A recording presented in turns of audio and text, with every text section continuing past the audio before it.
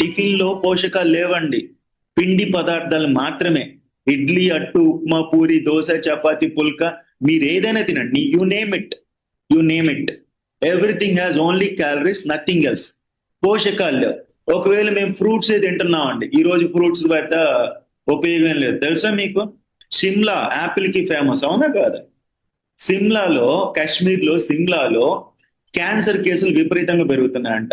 దాదాపుగా last 1 year లో 10,000 cases detect చేశారండి, క్యాన్సర్ పేషెంట్లని. తెలుసా?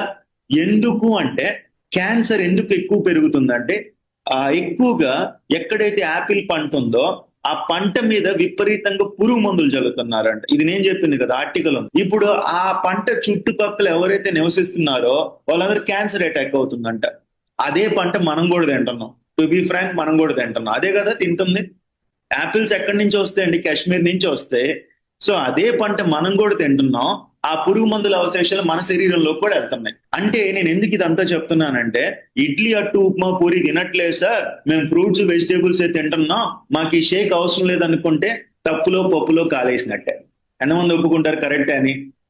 ఆ ఎందుకంటే మనం తినే ఆహారంలో పోషకాలు లేవమ్మా. కూరగాయలు వచ్చేసి గుళికలేసి, ఎరువులు, పురుగు మందులు వేసి, ఆకుకూరలు గుళికలేసి పండిస్తున్నారు. నాణ్యమైన ఆహారం దొరకడం చాలా కష్టమే. సో మరి ఆ నాణ్యమైన ఆహారం దొరకనప్పుడు, ఇది ప్రపంచంలోనే best nutrition and certified nutrition.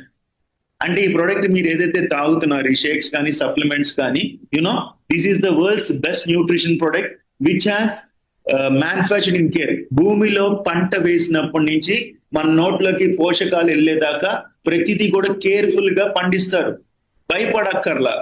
So ఇది మీరు తాగే షేక్ కళ్ళు మూసుకొని తాగొచ్చు, పిల్లలకు కూడా ఇవ్వచ్చు. అమ్మో షేక్ తాగితే పిల్లలకి ఏమన్నా ఎఫెక్ట్ అయిద్దా?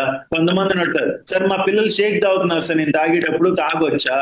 మీ పిల్లలకి చికెన్ పెడుతున్నప్పుడు తప్పు లేదు, మీ పిల్లలకి లేస్ కురుకురేలు కొని పెడుతున్నప్పుడు తప్పు లేదు, మీ పిల్లలకి థమ్స్అప్ తాగిస్తే తప్పు లేదు, కానీ షేక్ తాగితే తప్పు.